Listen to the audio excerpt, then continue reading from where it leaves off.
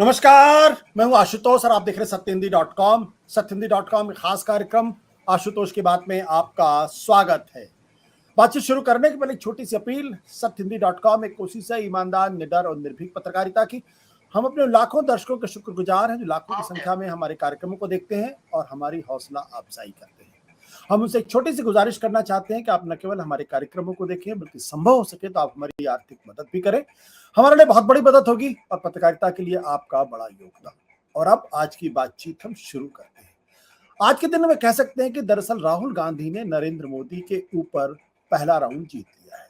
यानी राहुल गांधी की आज जीत हुई है और नरेंद्र मोदी की हार हुई है। आप सोच रहे होंगे मैं किस संदर्भ में ये बात कह रहा हूं। दरअसल बातचीत उसी मानहानि के मुकदमे की है जिसमें राहुल गांधी को गुजरात की अदालत ने 2 साल की सजा सुनाई थी और 2 साल की सजा सुनाने के बाद राहुल गांधी की सदस्यता आनन फानन में बहुत फौरी तरीके से स्पीकर के सचिवालय ने उनकी सदस्यता को खारिज कर दिया था और न केवल खारिज कर दिया था बल्कि उनका बंगला भी खाली करा लिया गया था। इतनी जल्दी थी। जाहिर सी बात है उसके बाद कांग्रेस पार्टी की तरफ से उस फैसले को दूसरी अदालतों में चुनौती दी गई। उनको गुजरात के हाई कोर्ट से भी किसी तरीके की राहत नहीं मिली। सुप्रीम कोर्ट में सुनवाई थी। सुप्रीम कोर्ट ने 4 जुलाई को स्पष्ट तौर पर कह दिया कि राहुल गांधी को जो सजा सुनाई गई है उस पर फिलहाल रोक लगाई जाती है। और जो बात सुप्रीम कोर्ट ने आज अपने फैसले में किया है, अगर आप स्क्रीन पर नजर डालेंगे तो आपको दिखाई पड़ेगा सुप्रीम कोर्ट के फैसले की वो कॉपी। ये 3 पेज की कॉपी है जिससे पैरा नंबर 6, पैरा नंबर 7 और पैरा नंबर 9 ये बड़े महत्वपूर्ण है। सुप्रीम कोर्ट ने कहा है particularly when an offense is non-cognizable, bailable and compoundable, the least that the trial judge was expected to do was to give some reasons as to why in the facts and circumstances he found it necessary to impose the maximum sentences of 2 years।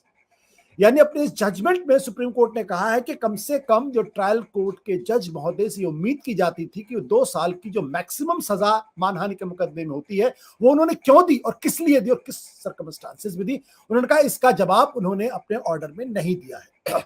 दूसरी जो टिप्पणी है वो high court में जहां पे appeal की थी और हाई कोर्ट से भी राहुल गांधी को जो है वो रिलीफ नहीं मिली थी, उस पर भी एक टिप्पणी की है सुप्रीम कोर्ट ने। पैरा नंबर 7 में है, दो the learned appellate court and the learned high court have spent voluminous pages while rejecting the application for a stay of conviction, these aspects have not even been touched in their order।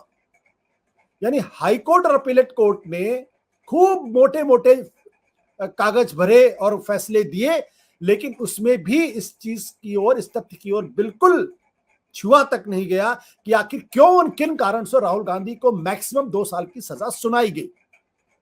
फिर 9वें paragraph में Supreme Court कहता है, we are of the considered view that the ramification of subsection 3 of section 8 of the act are wide ranging। They not only affect the right of the appellant to continue in public office but also affect the right of the electorate who have elected his to represent। यानी जो सार्वजनिक जीवन में जो है उनका जो public life है, एक मेंबर ऑफ पार्लियामेंट की तरीके से न केवल उनको ये बाधित करता है बल्कि जिन लोगों ने उनको चुना है उनके अधिकारों का भी हनन होता है। यानी सुप्रीम कोर्ट ने एक तरीके से जो लोअर कोर्ट है और जो हाई कोर्ट है उस पर भी अपनी टिप्पणी स्पष्ट कर दी है कि आपने 2 साल की तो मैक्सिमम सजा दे दी, अपील भी की गई, बड़े बड़े खर्रे आपने लिख दिए, लेकिन फिलहाल आपने ये कारण नहीं बताया कि राहुल गांधी को इतनी मैक्सिमम सजा क्यों दी गई। अब इस फैसले के बाद से जो सबसे बड़ा सवाल आज की तारीख में वो ये है कि राहुल गांधी की लोकसभा की सदस्यता कब बहाल की जाती है और साथ ही साथ क्या उनको वो बंगला भी वापस मिलने वाला है जो आनंद फानंद में उनसे खाली करा लिया गया।